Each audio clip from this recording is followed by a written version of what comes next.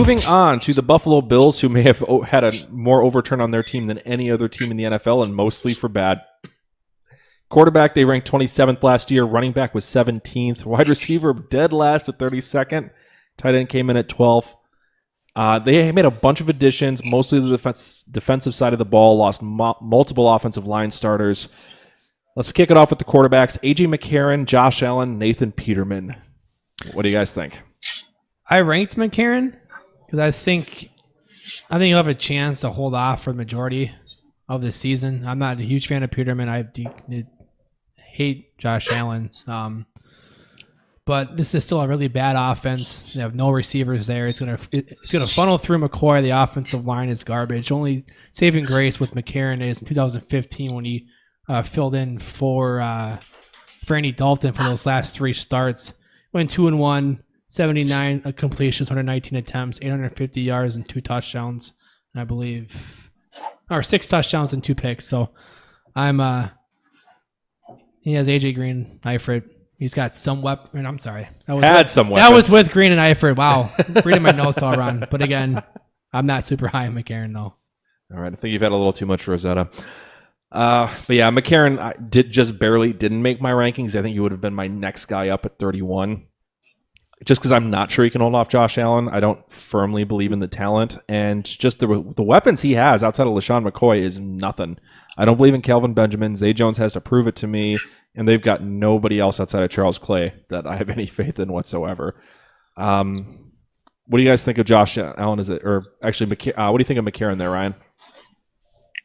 Yeah, I mean, I'm not high on McCarron either, and partly because of the weapons there. And again, I just don't think he's very talented, but I think he's going to be the starter coming out. Josh Allen is an absolute mess. That 56% completion percentage he had the last 2 years in college. You know, the guys in the NFL that did that last year were Deshaun Kaiser, Tom Savage, Brock Osweiler, Blaine Gabbert. So if you get the point of the kind of guys that Allen's accuracies in the class with in the NFL, you know, it's a really scary situation there in Buffalo, and I'm just not touching anybody across the board there. First off, that was the most convenient phone call ever because I really had to pee. All right. Well, second off, thanks, Work. Yeah, thank you, Work. Where were we on Buffalo though? Because I hate this team. Oh, quarterbacks, gross. Yes. Even your favorite Josh Allen? Josh Allen, I think shouldn't start this year. I like his potential, but AJ McCarron I actually don't hate, but I don't think he's going to be better than a top 17, 18 quarterback. I think he'll be good enough, like in the realm of Alex Smith in previous years, to support some depth fantasy options. I mean, with his receiving core, I'm not even sure he can do that. Which we'll get to that in a moment.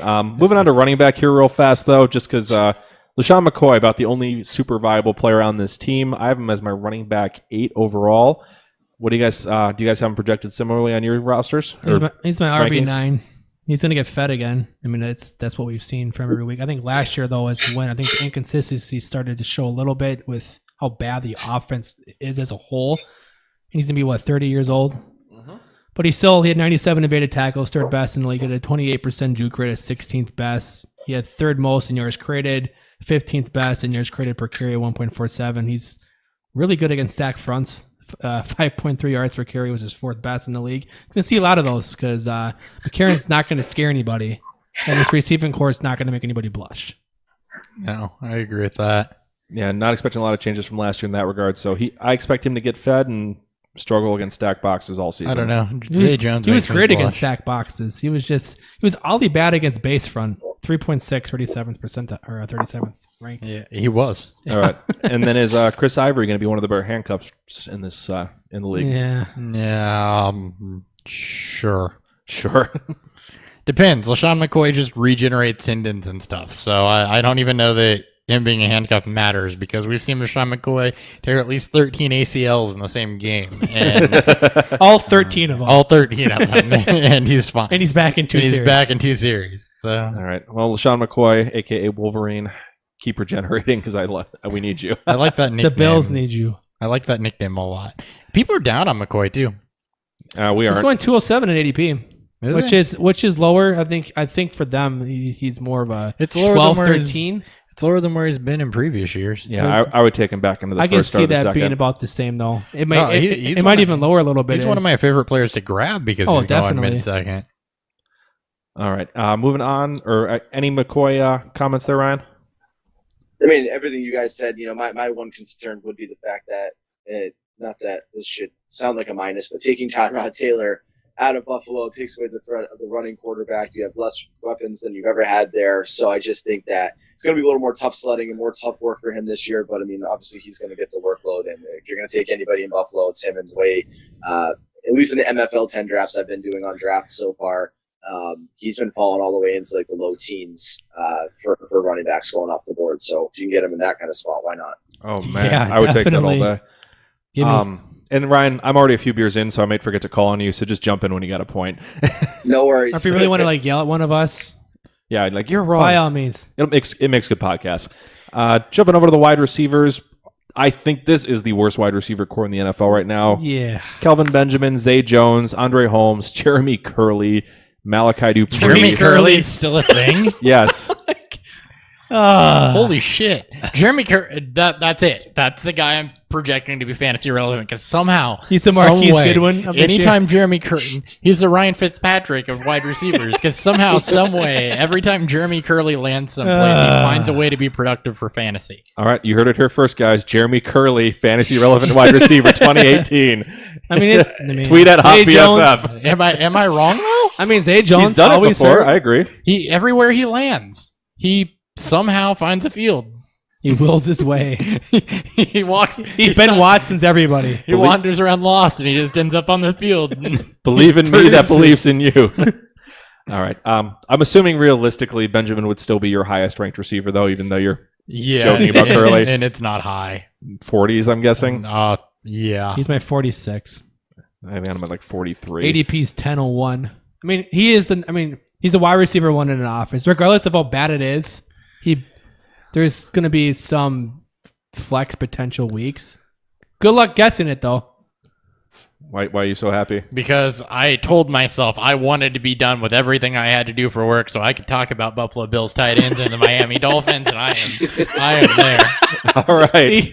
He's so happy right I now. am there. All right. He needs And, another shot, too. and then a player that we did like coming out of the 2017 draft was Malachi Dupree. What do you guys think of him?